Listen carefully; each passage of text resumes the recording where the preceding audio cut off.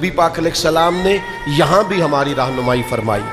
فطرت کے عین قریب اور انسانی نفسیات کے بالکل قریب آ کے حضور نے یہ جملہ ارشاد فرمایا۔ اللہ کے حبیب علیہ السلام ارشاد فرمانے لگے، کوئی انسان اس وقت تک مومن نہیں ہو سکتا، اس کو بھی امام طبرانی نے لکھا ہے، فرمایا کوئی اتنی دیر تک مومن نہیں ہو سکتا جب اسے اپنی جان سے بڑھ کر مجھ سے پیار نہ ہو جائے،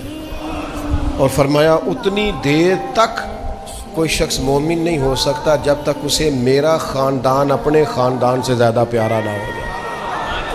وہ اپنے خاندان سے بڑھ کر میرے خاندان سے پیار کرے،